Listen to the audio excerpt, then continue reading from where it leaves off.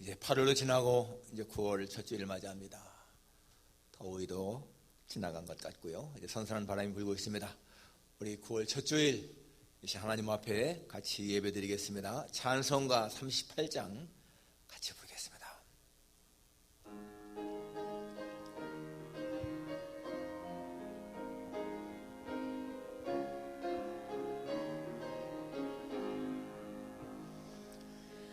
예수 우리 왕이여 이곳에 오셔서 우리가 왕께 드리는 영광을 받아 주소서. 우리는 주님의 백성, 주님은 우리 왕이라. 왕이신 예수님 오셔서 좌정하사 다스리소서. 예수 우리 주시여 이곳에 오셔서 우리가 주께 드리는 찬양을 받아 주소서. 우리는 주님의 종들, 주님은 우리 주시라. 주 대신 예수님 오셔서 이 찬양을 받아주소서. 이어서 270장 같이 부릅니다.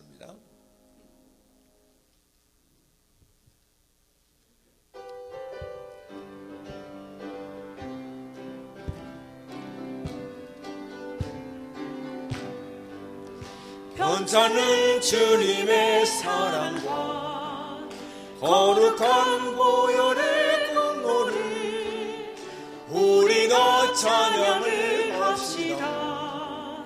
주님을 만나볼 때까지 예수는 우리를 깨끗게 하시는 주시니 그의 피 눈보다 더이게 하셨네. 우리를 깨끗게 한 피는 무궁한 생명의 물이세. 생명의 구원을 받은 자 하나님 찬양을 합시다. 예수는 우리를 깨끗게 하시는 주시니 그의 피 우리를 눈보다 더이게 하셨네. 주님의 거룩한 보혈을 날마다 입으로 찬양해 담대히 싸우며 나가세. 천국에 들어갈 때까지 예수는 우리를 깨끗게 하시는 주시니 그의 피 우리를 눈보다 더이게 십자가 단단히 붙잡고 날마다 이기며 나가세. 머리에 면류관 쓰고서 주 앞에 찬양할 때까지 예수는 우리를 깨끗게 하시는 주시니 그의 피 우리를 눈보다 더이게 하셨네. 신앙 고백하시겠습니다. 전능하사 천지를 만드신 하나님 아버지를 내가 믿사오며 그 외아들 우리 주 예수 그리스도를 믿사오니 이는 성령으로 잉태하사 동정녀 마리아에게 나시고 본디오 빌라도에게 고난을 받으사 십자가에 못 박혀 죽으시고 장사한 지 사흘 만에 죽은 자 가운데서 다시 살아나시며 하늘에 오르사 전능하신 하나님 우편에 앉아 계시다가 저리로서 산자와 죽은 자를 심판하러 오시리라.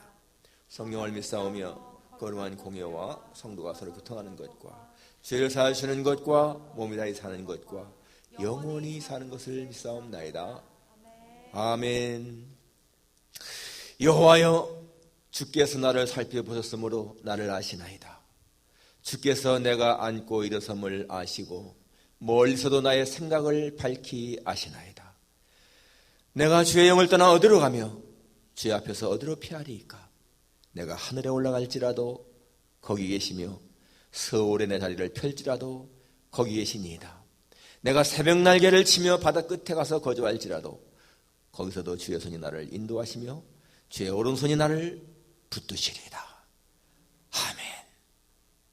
거룩하신 아버지 하나님, 우리가 어디에 있든지 주님의 손이 우리를 붙드시고 인도하신다는 사실을 믿습니다. 전능하신 하나님의 손길 아래에서 우리가 평안을 누리는 것 진심으로 감사를 드립니다.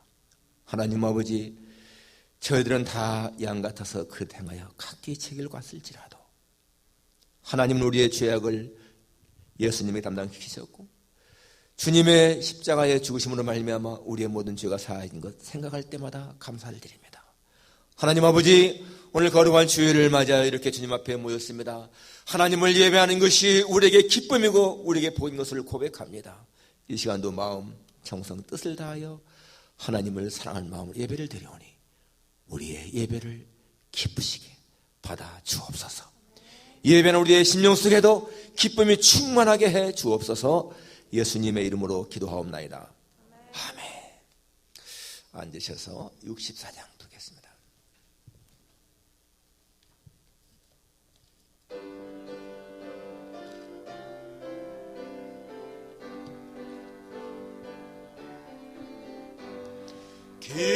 기뻐하며 경배하세 영광의 주 하나님, 주 앞에서 우리 마음 피어나는 꽃 같아 죄와 슬픔 사라지고 의심 구름 덮치니 변함없는 주님의 밝은 빛을 주시네.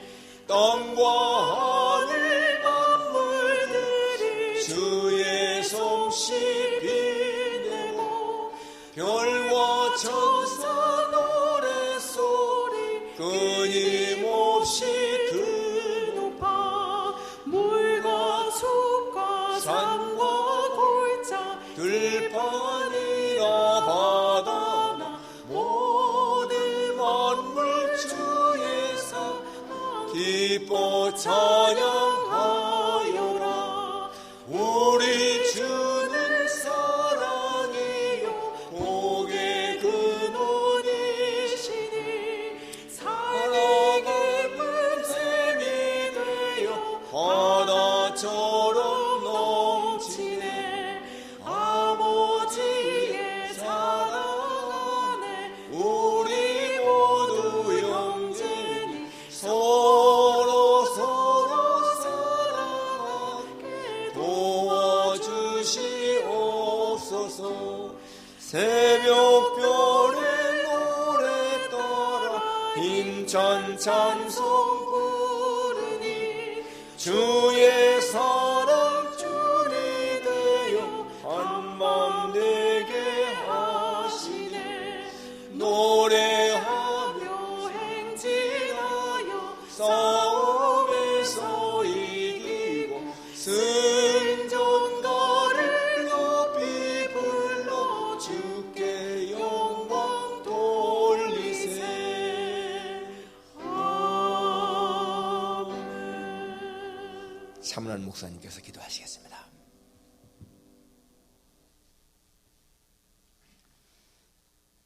하나님 아버지, 감사합니다. 오늘도 이렇게 좋은 날을 허락하시고 또 저들에게 건강과 은혜를 허락해 주시어서 우리의 발걸음이 이 복된 전에 나와 복되신 하나님에게 예배하며 또 복되신 하나님의 이름을 부르며 주님 앞에 있게 하시니 감사합니다. 하나님의 은혜입니다. 하나님의 사랑입니다.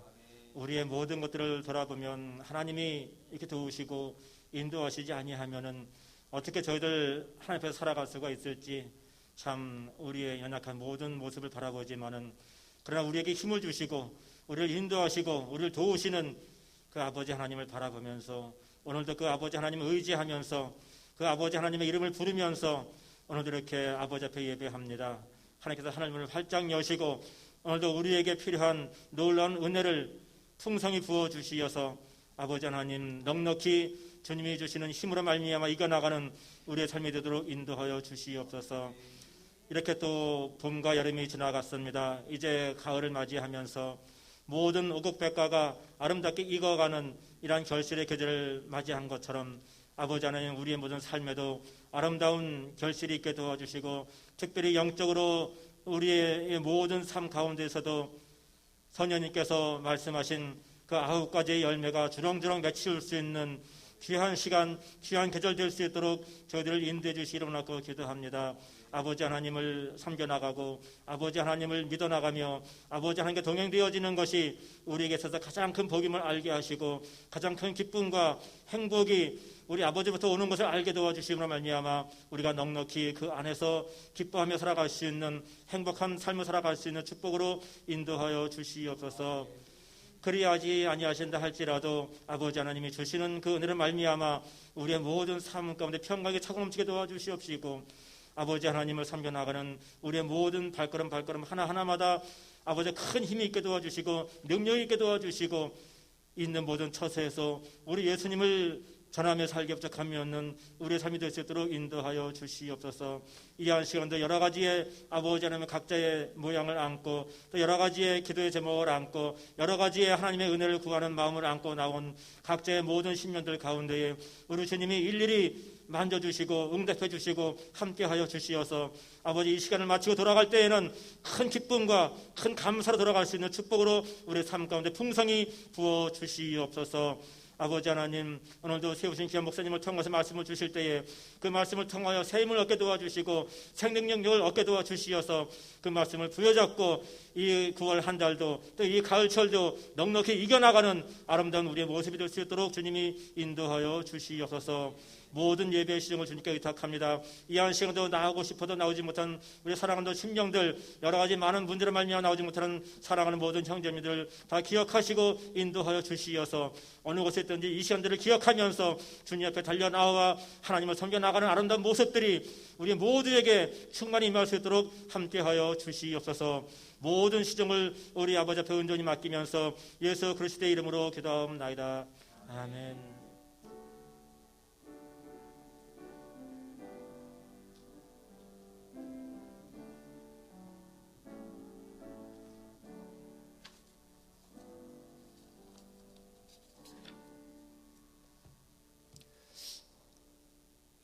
하나님 말씀은 누가복음 15장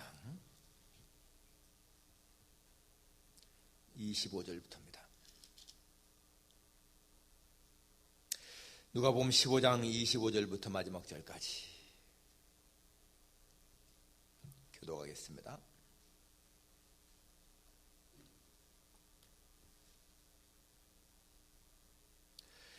25절 마다들은 밭에 있다가 돌아와 집에 가까이 왔을 때에 풍악과 춤추는 소리를 듣고 한 종을 불러 이 무슨 일인가 물은데 대답하되 당신의 동생이 돌아왔음에 당신의 아버지가 건강한 그를 다시 맞아들이게 되므로 인하여 살진 송아지를 잡았나이다 하니 그가 노하여 들어가고자 하지 아니하거늘 아버지가 나와서 권한대 아버지께 대답하여 이르되 내가 여러 해 아버지를 섬겨 명을 어김이 없거늘 내게는 염소새끼라도 주어 나와 내 벗으로 즐기게 하신 일이 없더니 아버지의 살림을 장녀들과 함께 삼켜버린 이 아들이 돌아오매 이를 위하여 살진 소까지를 잡으셨나이다. 아버지가 이르되 예 너는 항상 나와 함께 있으니 내 것이 다 내 것이로되 이내 동생은 죽었다가 살아났으며 내가 잃었다가 얻었기로 우리가 즐거워하고 기뻐하는 것이 마땅하다 하니라.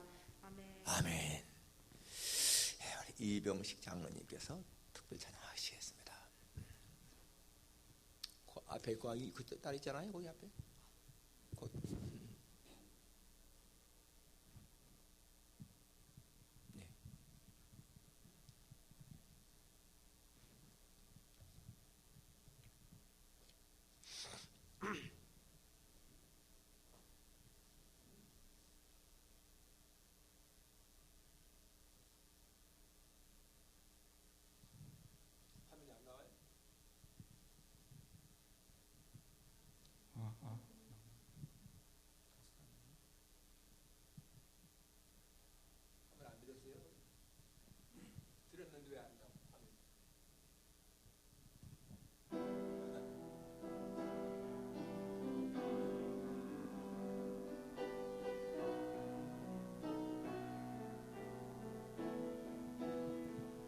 수 없는 날들이 나에게 주어졌지만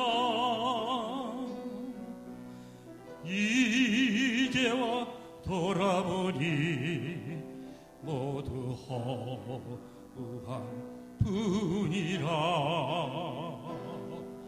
수많은 재물들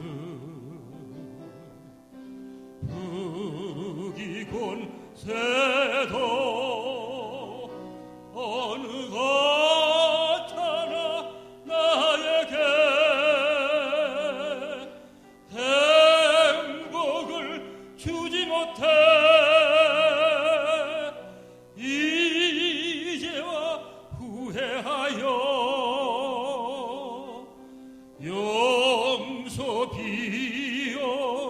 용서비오니 불쌍한 이 몸을 주여 용서하소서. 수 없는 많은 사람 만나고 헤어졌지만 아무도 나에게 영원한 만족 주지 못해 이 한 몸 위하여 젊은 바쳐도 어느 것 하나 나에게 참 기쁨 주지 못해 이제야 돌아와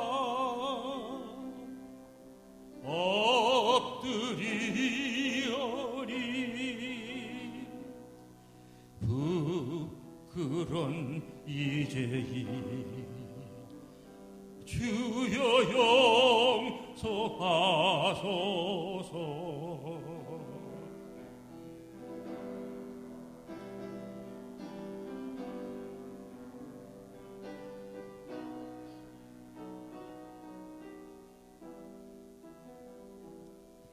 주 앞에 엎드려 나의 인생길 돌아보니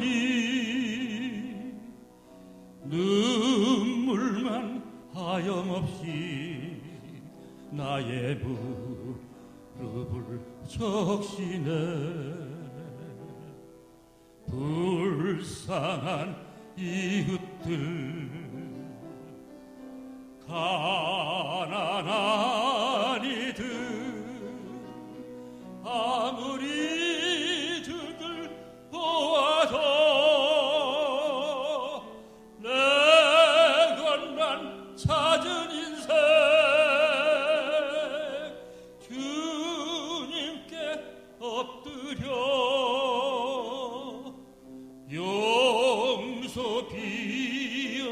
용서비오니 영죽을 이 영혼 주여 구원하소서 주여 구원하소서.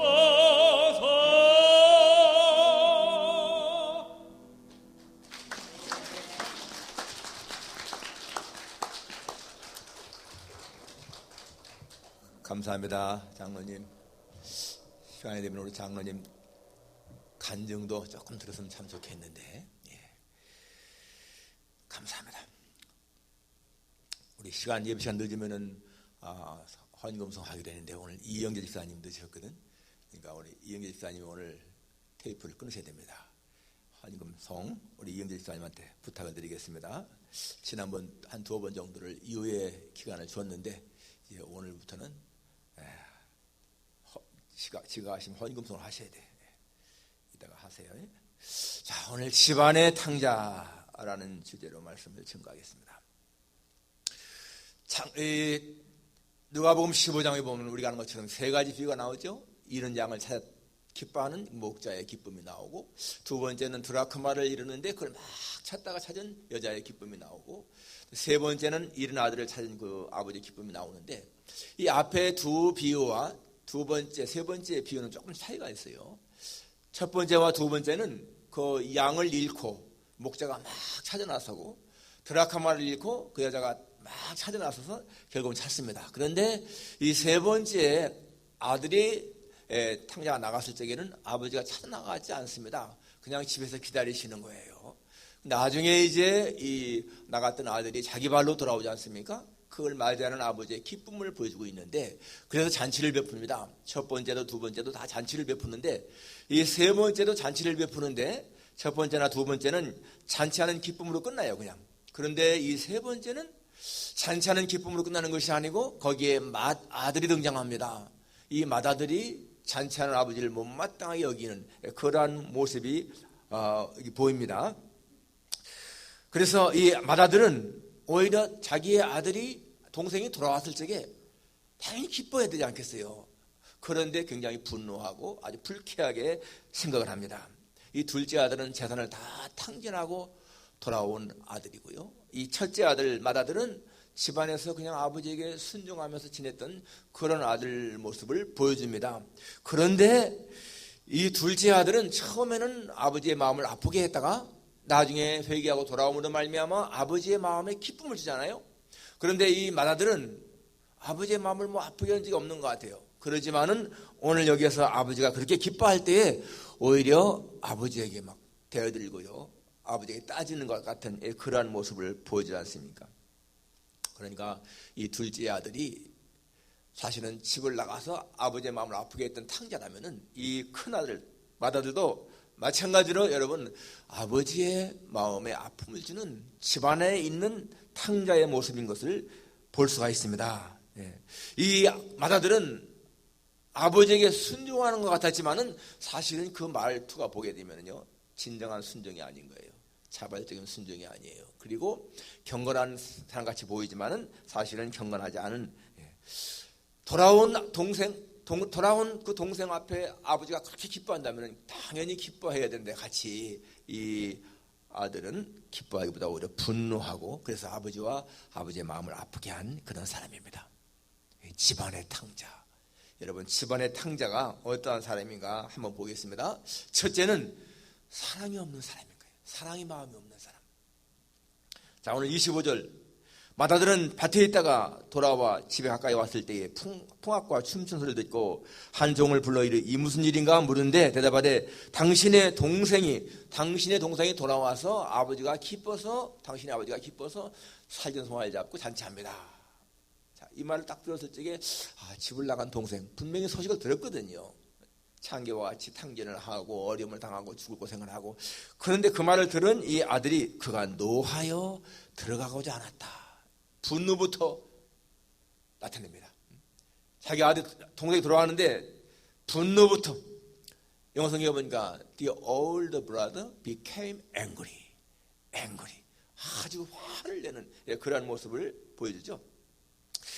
이 맏아들 입장에서 볼 적에는 아버지가 이 동생을 그냥 내쫓아버려야 시원한데, 혼을 내고 내쫓아버려야 시원한데 받아들였다. 이게 굉장히 불쾌한 거예요. 그렇게 재산을 탕진한 이 아들을 왜 받아줬을까 하는 그런 마음입니다. 더 불쾌한 게 뭐예요? 어떻게 그런 아들을 위해서 살된 송아지를 잡고 잔치를 할까? 사실 이 둘째는요, 자기의 몫을 다 받았습니다. 이미 벌써. 유대 사람들은 아들이 둘 있으면은 장자한테 장자가 전체에 반을 갖는 거예요. 근데 둘이니까 장자는 3분의 2를 받고요, 둘째는 3분의 1만 받으면 됩니다. 그런데 이 둘째는 다 자기 몫을 받았잖아요. 3분의 1을 다 갖고 나가서 벌써 탕진했습니다. 남은 모든 재산은 다 이제 이 장자 거예요. 그런데 아버지가 살된 송아지를 잡고 했다는 것은 자기에게 돌아올 그 몫을 갖다가 하는 것 같은 그런 마음 때문에 굉장히 불쾌한 거예요. 그러니까 이 맏아들은요, 동생에 대한 연민이나 사랑이 전혀 없습니다. 동생이 그렇게 죽을 고생을 하고 굶주림의 고생, 당하는 그런 것에 대해서는 전혀 생각이 없고, 그저 동생은 죄를 지었으니까 당연히 죄값을 치러야 되는 것이고 거기에 대한 대가를 받아야 된다, 이러한 마음만 있다는 겁니다. 그러니까 이 둘째 아들은 사랑받을 자격도 없고 가치도 없는 사람, 그러니까 당연히 미움을 받아야 할 자다. 여러분, 이것이요, 그 당시에 바리새인과 서기관들이 세리나 창녀나 또는 죄인들에 대한 그런 생각을 보여주는 거예요. 바리새인들, 서기관들, 하나님을 잘 믿는 사람들 아니겠습니까? 그런데 그런 사람들의 눈으로 볼 적에 죄인, 세리, 창기, 이런 사람들은 상종도 못할 사람들이다. 전혀 연민이 없어, 사랑이 없습니다. 여러분, 이 미국이 우리가 참 신앙의 위에 세워진 나라로 알고 있습니다. 그렇죠? 청교도 신앙 위에 세워진 나라 아니겠습니까? 그리고 이 미국의 무슨 정치 또는 뭐 경제, 부, 이런 것의 모든 기득권은 백인들 중에서도 최상위 그룹이 다 갖고 있습니다. 그렇기 때문에, 그런데 우리가 볼 적에 미국 민주주의라 하지만은요, 사실상 이 최상위 층에 있는 백인들, 그들은 이 미국이요, 계급사회, 계급사회. 우리 눈에는 안 보이지만은요, 인종적으로 또는 어떤 재산 또는 뭐 어떤 교육 수준, 이런 걸로 볼 적에 철저한 계급사회입니다. 우리가 다 공교육을 받잖아요. 초등학교부터 공립학교 보이지 않았습니까? 그런데 여러분, 최상위 사람들 보세요. 그들은 공립학교 안 보냅니다. 초등학교 때부터 다 사립초등학교, 사립중학교, 사립고등학교, 그렇게 보내는 거예요. 그런데 여러분, 백인들 가운데서도 계급이 있어요. 가난한 백인들, 이 노동자 백인들, 이거는 아주 굉장히 무시당합니다. 그래서 여러분, 이 백인들을 차별하는 그러한 말들이 있잖아요. 이 white trash, 백인 쓰레기, waste people, 아주 아무 가치 없는 그러한 사람들, 이게 백인들을 말하는 거예요. 백인들을 말하는 거. 그러니까 거기에다가요, 당연히 유색인종 더 차별받죠. 그게 하나님을 섬기는 사람들의 모습인 거예요. 이 바리새인과 서기관들, 하나님을 잘 섬긴다고 하지만은 신앙에서는 그렇지만은요, 실제 생활에서는 이렇게 세리나 죄인들을 무시하고 멸시하는 거 똑같습니다. 백인들 최상위층에 있는 사람들 다 신앙인이라고 하나님을 섬긴다고 하는데, 그러면서 이렇게 가난한 사람들, 유색인종들 뭐 다 무시하는 거예요. 멸시하는 마음이 있습니다. 오늘 이 마형의 모습이 바로 그러한 것을 우리에게 보여줍니다. 성경은 형제를 사랑하고 우애하기를 서로 먼저 해라, 존경하기를 먼저 하라, 이렇게 말하고 있잖아요. 우는 자와 함께 울고 즐거워하는 자와 함께 즐거워하라.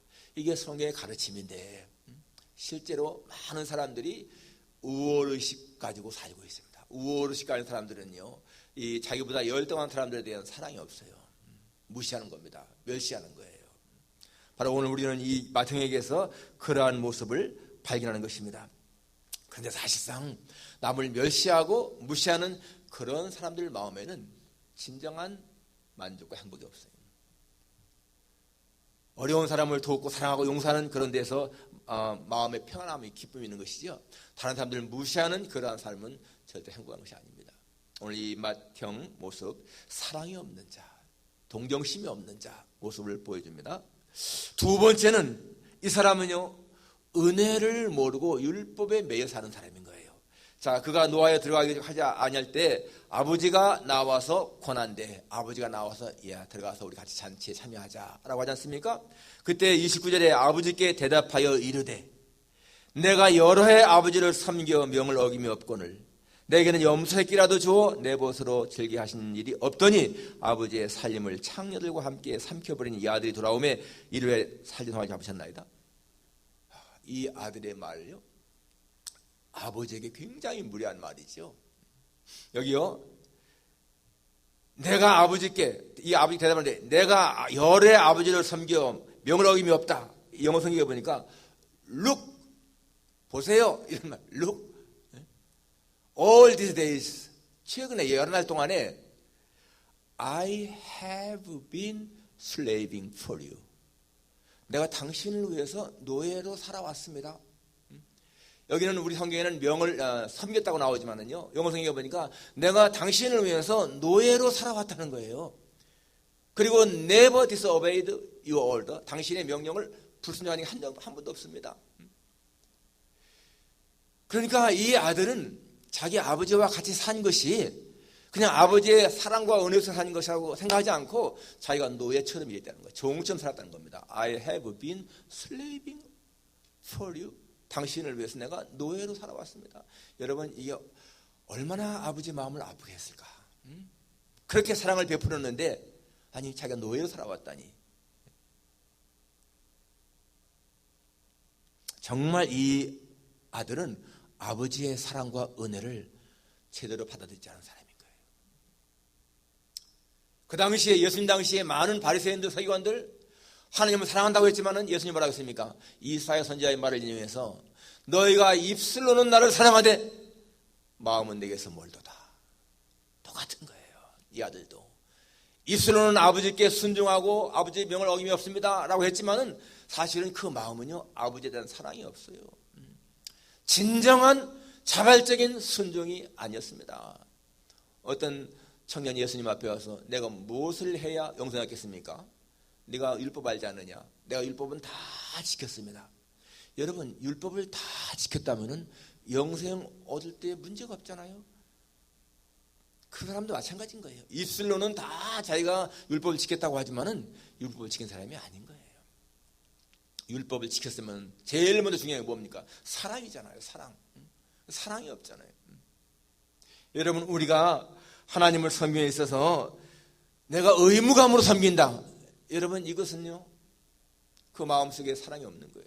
내가 주일을 성수하고 무슨 11절 드리고 헌금을 드리고 교회에서 봉사하고 이런 모든 것들이 여러분, 내가 이렇게 하지 않으면 하나님 내게 벌 주지 않을까? 이런 마음이라면요, 그것은 이미 의무감입니다. 사랑이 없는 거예요. 바로 이 맏아들과 똑같은 것입니다. 율법의 메인 신앙인 것입니다. 여러분, 우리가 주일 예배에 안 참석해도 예수님을 믿으면은 천국 가는 데는 지장 없습니다. 우리가 수요일 밤 예배 안 나와도 내가 예수님을 확실하게 믿으면은 천국 가는 데 지장 없습니다. 내가 11줄 안 드려도, 헌금 안 드려도 천당 가는 데는 지장이 없어요. 그런데 뭐가 문제입니까? 하나님과 멀어지는 거예요.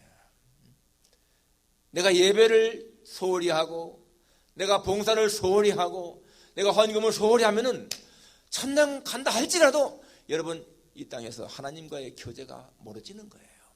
하나님과의 교제가 멀어지면 행복할까요? 절대 그렇지 않습니다. 부모에게 효도하는 자식이 의무감에서 효도한다면 얼마나 힘들겠습니까? 그러나 부모님의 은혜가 너무나 고맙고 감사해서 자발적으로 부모님에게 효도하면 그 효도가 기쁨이 되잖아요. 힘들지 않잖아요. 우리도 마찬가지입니다. 하나님 앞에 나와서 예배드리는 시간, 봉사하는 시간, 모든 것들이요, 의무적이다 생각하면 짜증나고 힘든 거예요. 교회 일 하는 데에 왜 이렇게 짜증나고 힘들까? 그건 의무감으로 하는 거예요. 하나님이 절대 기뻐 받으지 않습니다. 안 하는 게 훨씬 좋은 거예요. 그런데 여러분, 하나님의 은혜가 너무나 감사해서 차원하는 마음으로 내가 봉사하게 되면은 내 자신도 기쁘고 힘도 안 들고 하나님도 기뻐하지 않겠어요? 우리 신앙생활을 절대로 율법에 매여서 하면은 절대 안 되는 거예요. 은혜 안에서 해야 되는 거예요. 은혜 안에서. 러시아의 작가 막심 고리키가 이런 말을 했습니다. 일하는 것이 즐거우면 인생은 낙원이고 일하는 것이 의무라면 인생은 지옥이다. 여러분들이 매일매일 아침에 눈 뜨면 나가서 일하는데 하루 종일 일하는데 그 일하는 것이 의무감으로 한다면 그 삶은 행복할 수가 없는 거예요. 지옥인 거예요. 그런데 그 일하는 것이 즐거워. 사람을 대하는 게 즐겁고 내가 이 사람들에게 이렇게 서비스를 제공하고 저 사람들이 기뻐하고 그러면요 즐거운 거예요. 그러면 내 인생이 천국인 거예요. 정말 자기의 직업에 대해서 만족이 없고 일하는 거에 대해서 재미가 없으면 불행한 사람입니다. 자신이 하는 일에 대해서 즐거움을 가져야 인생이 만족한 거예요. 행복한 겁니다. 우리 신앙생활 특별히 그렇습니다. 절대로 의무로 하면은요 안 되는 거예요. 언제든지 특권으로 생각해. 특권으로 내가 교회에 와서 이렇게 예배드리는 거 하나님을 위한 것이기보다 내가 받는 은혜가 너무나 귀하다. 정말 행복하다. 그런 마음이면 자발적이잖아요. 사랑의 식탁 하는 것도 마찬가지입니다. 사랑의 식탁 하는 거 이렇게 힘들게 내가 한다. 그러면 고역이 되는 거예요. 행복한 것이 아니에요. 그런데 내가 조금 수고함으로 말미암아 많은 사람들이 기쁜 마음으로 음식을 먹고 즐거워한다. 그런 마음 가지면 여러분 그는 은혜 안에 사는 거거든요. 행복한 거예요. 여러분이 맏아들이 정말 자발적으로 아버지에게 순종하고 봉사했으면 어떻게 I have been slaving for you. 내가 당신을 위해서 노예로 살았습니다. 그렇게 말할 수가 있겠어요. 그리고 어떻게 나를 위해서는 염소새끼라도 주어 나와 내 벗으로 즐기게 하신 일이 없더니 라고 말할 수가 있습니까? 어떻게 아버지를 그렇게 인색한 분으로 몰아붙이는 거예요. 어떻게 염소새끼도 하나 안 주는 그런 아버지. 여러분 이 아버지가 어떤 분입니까?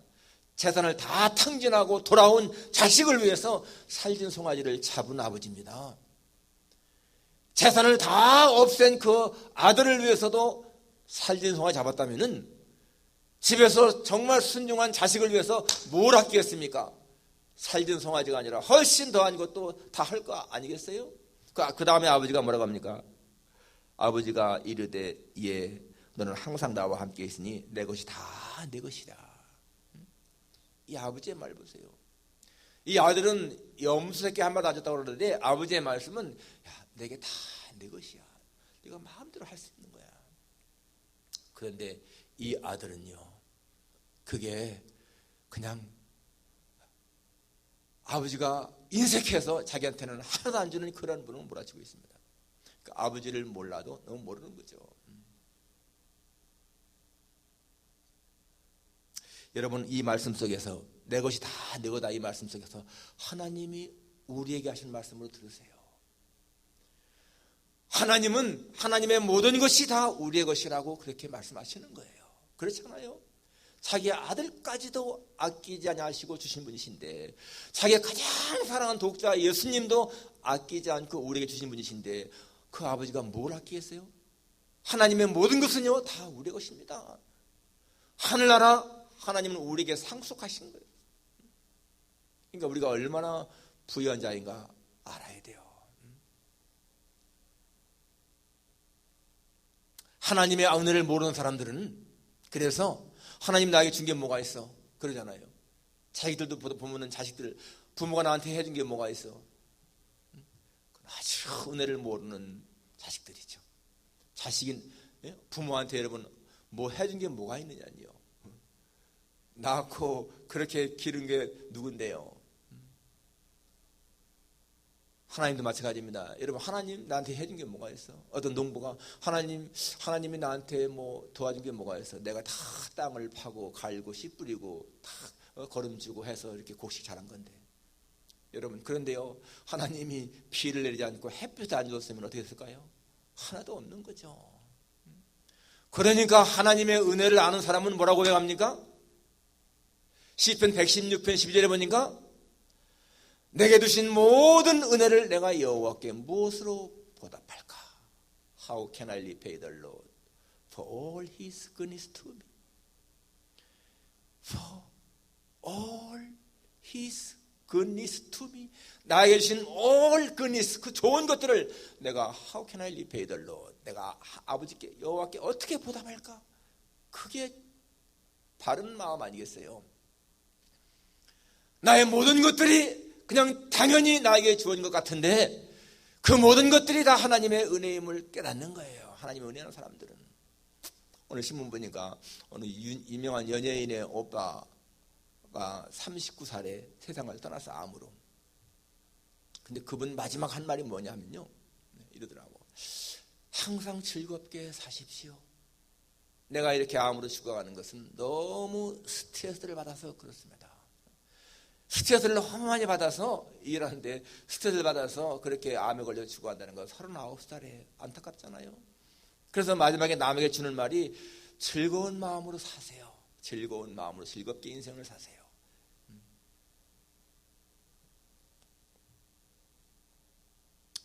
정말 여러분, 하나님의 은혜를 아는 사람들은 마음이 즐거워야 돼. 즐거워야 돼. 언제나 하나님의 은혜를 감사하면서 다윗처럼 여호와 나의 목자시니 내게 부족함이 없으리로다.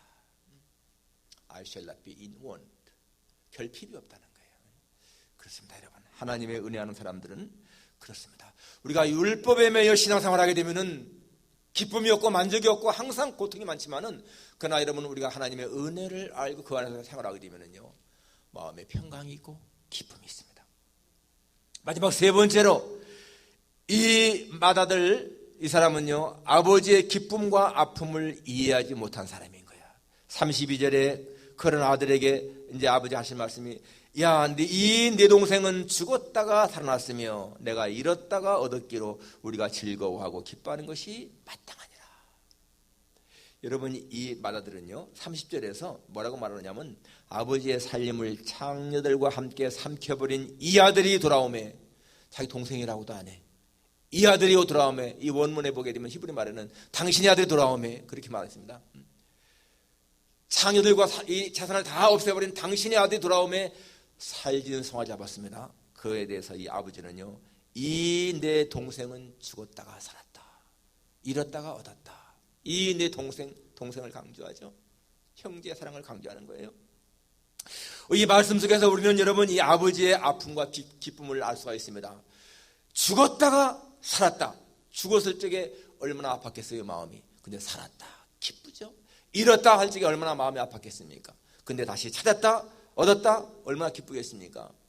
이 아버지의 마음은요, 이 둘째 아들이 집을 나갔을 때부터 마음에 아픔이 있었어요. 그 아들에 된 걸 다 훤히 보고 있기 때문에 마음이 괴롭고 아팠죠. 그런데 이 아들은요, 이 맏아들은 사실상 이 아버지의 그러한 마음을 전혀 알지 못한 거예요. 알았는지 모르는지 모르겠지만 자관에 그 아버지의 그런 마음에 대해서는 관심이 없어. 그런데 이 아버지는 그렇게 둘째 아들에 대한 마음의 아픔을 갖고 있었잖아요. 다른 사람에 대해서 이 마음에 같이 갖는 거, 이게 정말 중요한 것입니다. 정말 이 아버지의 기쁨 그렇게 이해했더라면은 이 큰아들이 동생이 왔을 적에 당연히 기뻐할 수밖에 없었죠. 그런데 이 마음을 이해하지 못했기 때문에 그렇습니다. 그래서 이 아버지가 아들에게 우리가 잔치를 해야 할 이유가 무엇이냐 한 걸 말하잖아요. 이 내 동생은 죽었다가 살았고 잃었다가 찾았으니까 우리가 기뻐하는 것이 마땅하다. 너도 같이 잔치에 기뻐해야 된다. 이렇게 선언하는 거예요. 여러분, 우리는 하나님의 마음을 이해하는 것이 굉장히 중요합니다. 하나님의 아픔과 하나님의 기쁨을 이해하는 것이 정말 중요합니다. 우리는 십자가에서 하나님의 마음이 얼마나 아픈 것인가를 깨달아야 되고요, 그 십자가를 통해서 하나님의 마음이 얼마나 기뻐했던가를 깨달아야 됩니다. 여러분, 정말 십자가는 오묘한 거예요. 십자가 위에는 하나님의 아픔과 기쁨이 다 같이 배어 있어요. 그렇잖아요. 자기 아들을 죽여야 하는 아버지의 아픔, 그게 십자가에 있는 것이고요. 또 그 아들이 죽음으로 말미암아서 모든 인간이 구원받는 아버지의 기쁨이 십자가 같이 있는 거예요. 그러니까 십자가는 너무나 오묘한 거예요. 하나님의 아픔과 기쁨이 어우러진 것이 바로 십자가라는 것입니다. 사람들은 아픔을 통해서 하나님의 사랑을 깨닫습니다. 어떤 목사님, 자기의 사랑하는 아들이 교통사고로 휠체어에 앉아 살았습니다. 그걸 보면서요, 얼마나 마음이 아프겠어요, 아버지의 마음이. 근데 그걸 통해서 하나님의 마음의 아픔을 깨달은 거예요. 그러면서 이 장애인들에 대한 그러한 눈이 떠지게 되고요. 그래서 평생을 장애인 선교를 하며 살았습니다. 그런 아픔을 통해서 하나님의 사랑을 깨닫는 거예요. 한국 유명한 대학생 선교의 김준군 목사님도 자기 딸이 30대 초반인가에 암으로 생을 떠나잖아요. 그 죽어가는 딸을 보면서 너무너무 마음의 아픔을 느꼈는데 그 아픔 속에서 하나님의 사랑을 깨달은 거예요. 하나님의 아픔을 깨달을 때에 하나님의 사랑을 깨달을 수가 있습니다. 우리는 하나님의 아픔을 깨닫고 하나님이 어떻게 할 때 기뻐하는 것을 깨닫고, 여러분 그러할 때요 우리는 교회의 충성스러운 일꾼이 될 수 있는 겁니다. 오늘 이 맏아들은 아버지의 기쁨과 아픔을 전혀 이해하지 못했다는 것입니다. 크리스천의 비극이 무엇인가 하면은 하나님의 은혜 속에 살면서도 그 은혜를 알지 못하는 것, 항상 그 마음에 메마름이 있고 감사도 기쁨도 없는 것, 여러분 이게요 크리스천들의 정말 비극인 것입니다. 우리는 하나님 앞에 감사하는 마음이 있어야 돼. 감사, 정말 감사는요 우리의 삶을 생활을 생기게 하잖아요. 우리의 생명 주신 것을 정말 감사하고요, 나에게 건강을 지켜주신 것도 감사하고, 내게 가정이 있고 아내가 있고 남편이 있고 그리고 자녀가 있고 내가 일할 수 있는 일터가 있고 섬길 수 있는 교회가 있고 친구가 있고 이웃이 있고, 여러분 정말 이 모든 거 생각하게 되면요 모든 게 다 감사거든요. 모든 게 하나님의 은혜인 것입니다. 그럴 때에 여러분 우리의 삶에는 기쁨이 있는 것이고 하나님을 기쁘시게 하고 우리 자신도 기쁨을 누린다. 내 자신이 집안에 있는 탕자는 아닌가 생각해 보세요. 우리는 성경 속에서 집을 나간 탕자, 전 나와 상관없어, 그럼 은혜가 안 되는 거예요. 내가 집을 나간 탕자일 수 있겠구나. 집안에 있는 이 맏아들 나와는 상관없는 사람이야, 그러면 별로 은혜가 없어요. 내가 바로 집안에 있는 탕자일 수가 있겠구나. 그럴 때 우리는 더 하나님 앞에 가까이 나가게 되는 거예요. 어쨌든 간에 여러분 우리의 삶이요 하나님과 가까이 있는 것이 중요합니다. 그것은 어떤 물리적인 만이 아니라 마음이 중요한 거예요. 이 아들은 아버지와 같이 있어도 마음은 아버지에게서 멀었습니다. 그러나 여러분 항상 우리의 마음이 하나님에게 가까이 다가가는 삶, 그것이 행복한 삶인 줄 믿으시기를 축원합니다. 기도하겠습니다. 하나님 아버지, 오늘 이 맏아들은 아버지의 명을 어김이 없이 섬겼다고 했지만은, 그러나 그는 율법적으로 아버지의 은혜에 대한 감사가 아니라 의무적으로 그렇게 섬기고 사랑하는 것 같이 한 것을 깨닫습니다. 하나님 아버지여, 저희들로 하여금 하나님을 섬김에 율법적인 것이 아니고 언제나 은혜에 대한 감사로 하나님을 섬기는 우리의 삶이 되게 해 주옵소서. 우리의 신앙생활, 예배에 참석하고 또 하나님 앞에 헌금을 드리고 교회를 위해 봉사하고 모든 일들이 정말 우리 마음에서 우러나오는 하나님의 은혜에 대한 감사와 사랑으로 자발적으로 하는 것이 되게 하셔서 우리의 삶이 진정한 행복을 누리게 도와주옵소서. 예수님의 거룩하신 이름으로 기도하옵나이다. 아멘. 찬송가 274장. 어떻게 우리 이사님 준비됐죠? 찬양? 헌금송 준비됐어요? 준비됐으면은 우리 찬송 부른 다음에 집사님이 나와서 찬양하면서 헌금하고, 준비가 안 됐으면은 지금 찬양 부르면서 헌금해야 되니까 물어보는 거예요. 안 됐어요? 그러면 이제 오늘까지 유예를 주고요. 다음부터는 이제 유예가 없습니다. 무조건 11시 이후에 오시는 분들은 헌금 송하는 겁니다. 자, 우리 찬송 274장 부르면서 헌금 드리겠습니다.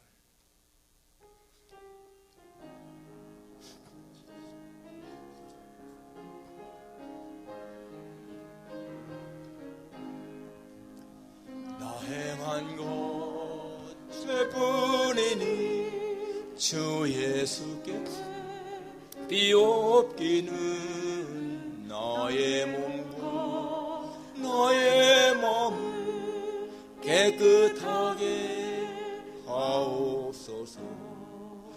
불 가지고 날 씻든지 불 가지고 태우든지 내 안과 밖 다 닦으사 내 모든 죄 멸하소서. 내 어두운 눈 밝히시니 참 기쁘고 고마우나 그보다도 원하오니 정결한 마음 주옵소서. 물 가지고 날 씻든지 불 가지고 태우든지 내 안과 밖 다 닦으사 내 모든 죄 멸하소서. 정결한 마음 그 속에서 신령한 빛이 오니 이러한 마음 나 얻으면 눈까지도 밝으리라.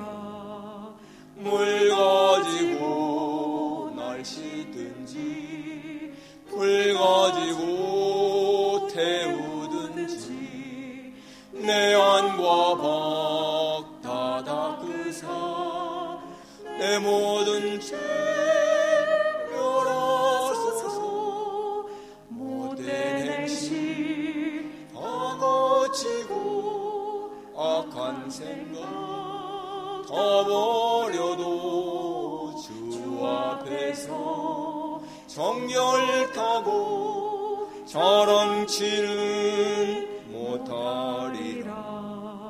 물 가지고 날 씻든지 불 가지고 태우든지 내 안과 밖 다 닦으사 내 모든 죄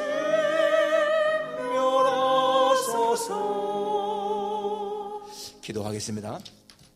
하나님 아버지 감사합니다. 오늘 저희들 이렇게 주님 앞에 정성을 다하여 구별하여 예물을 드렸습니다. 하나님 아버지 저희들로 하여금 소득 있게 하신 것이 하나님이시고 일할 수 있는 건강을 주신 것이 하나님이시고 일할 수 있는 일 들어주신 것이 하나님이심을 고백합니다. 우리가 땀 흘려 일했지만은 그러나 하나님이 도우지 않으시면 아무것도 할 수 없는 것을 고백합니다. 하나님 아버지 모든 예물들이 하나님 앞에 기쁨이 되게 하시고 주님이 기쁘시게 받으시는 예물 되게 도와주옵소서. 우리의 사랑과 정성을 온전히 주 앞에 드리는 예물 되게 도와주옵소서. 아버지 하나님 간구합니다. 우리 세상가족들 한 가정도 경제적으로 어려움 없게 하시고 저들의 모든 삶에 풍성하도록 하나님이 채워주시기를 간절히 빌고 원합니다. 건강도 지켜주시고 하나님 가정의 행복도 지켜주시고 특별히 자녀들의 삶을 지켜주셔서 한 가정도 자녀들이 잘못된 길로 가지 않도록 하나님의 의의 길로 믿음의 길로 걸어갈 수 있도록 도와주시기를 간절히 빌고 원합니다. 감사를 드리며 예수님의 이름으로 기도하옵나이다. 아멘.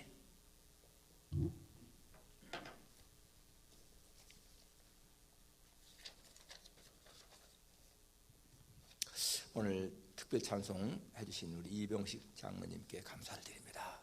장로님은 이제 이번 주에 돌아가시나요? 하와이로? 언제 가신다 그랬어요? 이번 주에? 예.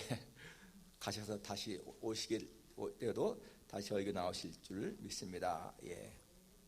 감사합니다.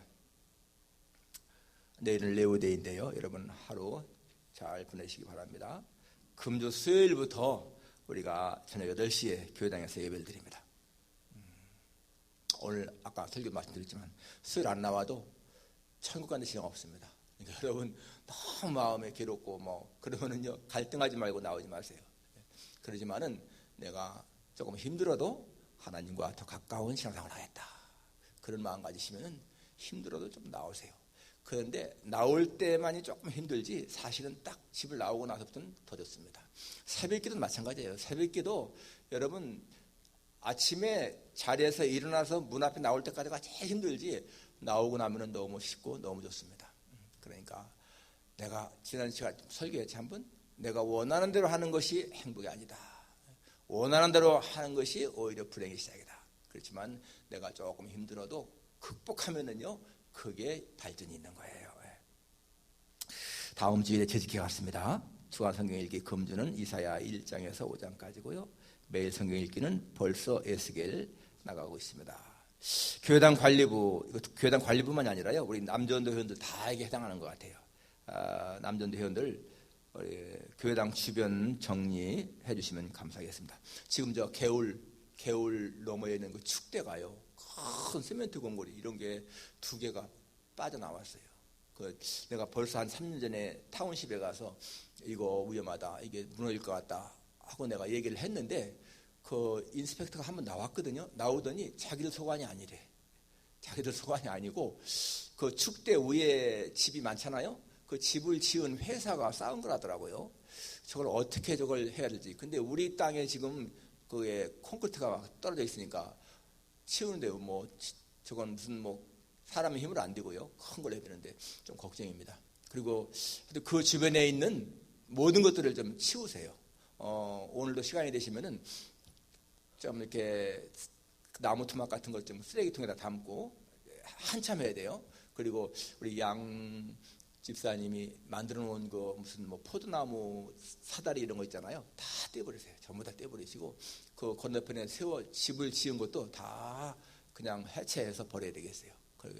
그리고 지금 개울도 막 토사가 나가지고 메꿔지고 굉장히 형편없습니다. 그것도 그 개울은 우리가 좀 정리해야 되는데 아무튼 간에 조금 우리 관심을 가지시고 남전도 회원들 또 우리 관리부장님이 주선해서 조금 더 손 좀 봐갖고 정리 좀 해야 되겠습니다.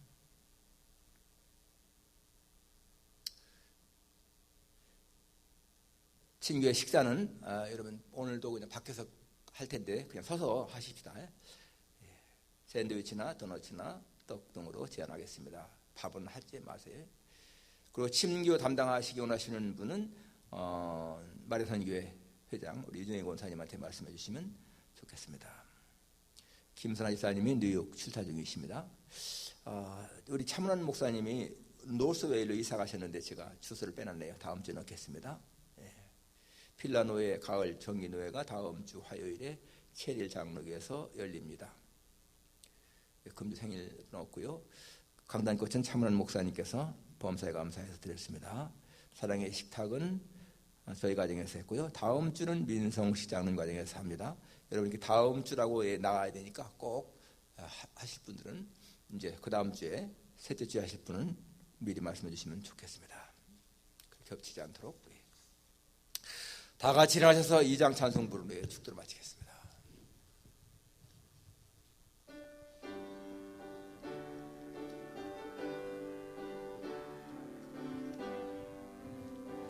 찬양 성부 성자 성령 성삼위일체께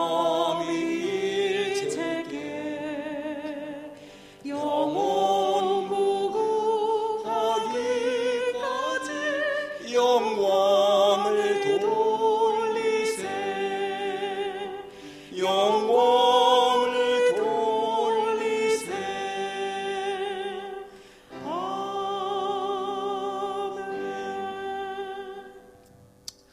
이제는 우리 주 예수 그리스도의 무한하신 은혜와 하나님 아버지의 놀라우신 사랑과 보혜사 성령님의 교통하시며 위로하심이 하나님의 마음을 기쁘시게 하는 자가 되어 평생을 하나님의 은혜 속에 살기를 다짐하는 여기 모인 모든 종들 위해 가정과 기업과 직장 위해 우리 새하나님께 속한 모든 성도들과 이 필라델피아 지역에 있는 하나님의 백성들 위해 이제로부터 영원까지 함께 있을지어다. 아멘.